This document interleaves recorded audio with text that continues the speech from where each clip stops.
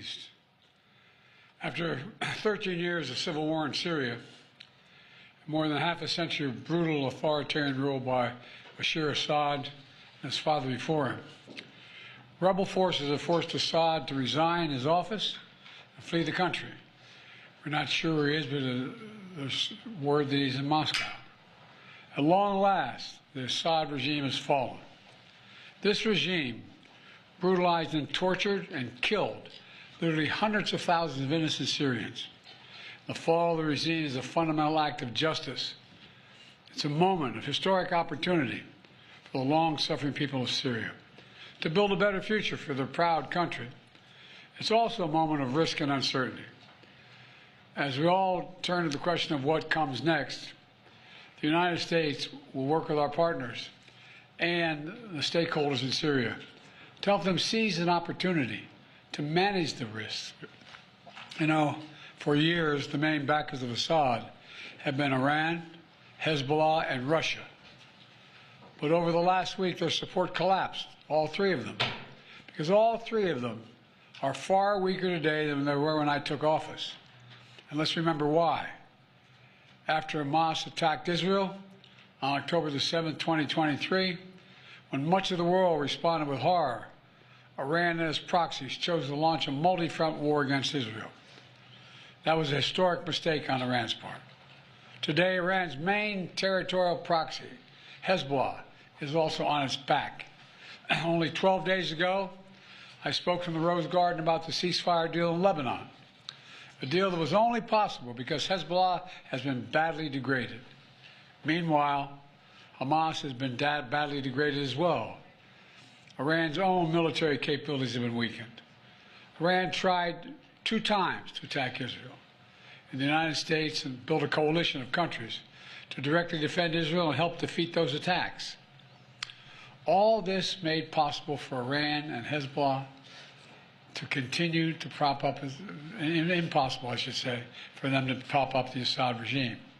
Additionally, Russia's support for Assad also failed. And that's because Ukraine, backed by our American allies, has put up a wall of resistance against the invading Russian forces, inflicting massive damage on the Russian forces. And that has left Russia unable to protect its main ally in the Middle East. Excuse my cold. The upshot for all this is, for the first time ever, neither Russia nor Iran nor Hezbollah could defend this abhorrent regime in Syria. And this is a direct result of the blows that Ukraine, Israel, have delivered upon their own self-defense with unflagging support of the United States. You know, over the past 4 years, my administration pursued a clear and principled policy towards Syria. First, we made clear from the start sanctions on Assad would remain in place unless he engaged seriously in a political process to end the civil war, as outlined by the UN Security Council resolution passed in 2015. But Assad refused, so we carried out a comprehensive sanction program against him and all those responsible for atrocities against the Syrian people. Second, we maintained our military presence in Syria, our counter-ISIS, to counter the support of local partners as well on the ground, their partners, never ceding an inch of territory, taking out leaders of ISIS, ensuring that ISIS can never establish a safe haven there again. Third, we've supported Israel's freedom of action against Iranian networks in Syria and against actors aligned with Iran who transported lethal aid to Lebanon. And when necessary, ordered the use of military force against Iranian networks to protect U.S. forces. Our approach has shifted the balance of power in the Middle East.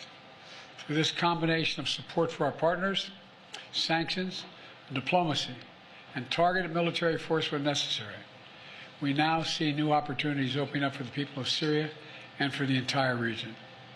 Looking ahead, the United States will do the following. First, we'll support Syria's neighbors, including Jordan, Lebanon, Iraq, and Israel, should any threat arise from Syria during this period of transition. I will speak with leaders of the region in the coming days. I had long discussions with all of our people earlier this morning.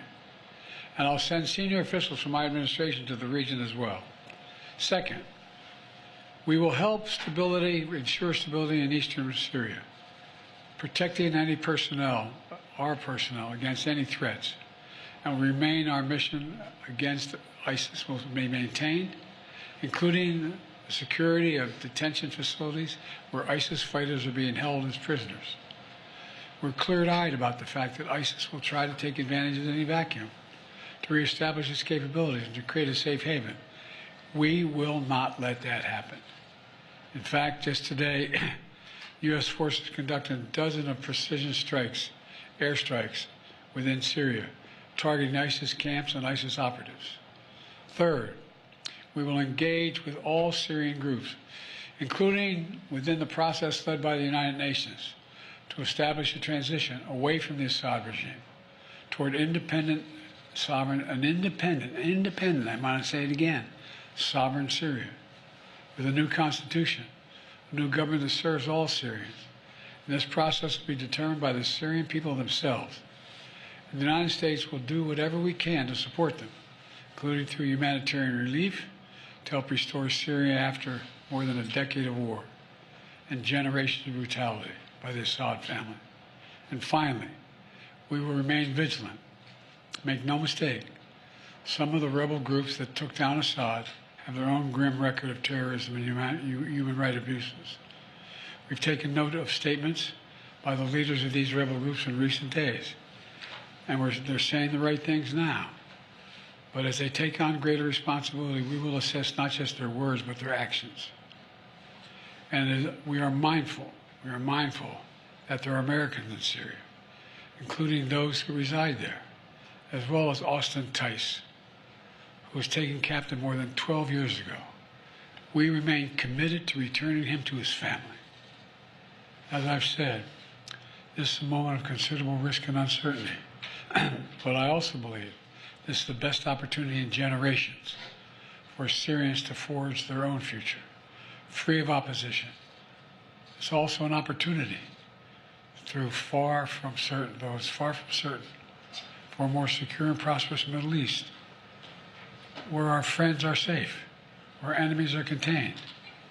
And it would be a waste of this historic opportunity if one tyrant were toppled and only to see a new one rise up in its place. So it's now incumbent upon all the opposition groups to seek a role in governing Syria, to demonstrate their commitment to the rights of all Syrians, the rule of law, and the protection of religious and ethnic minorities. These past few days have been historic.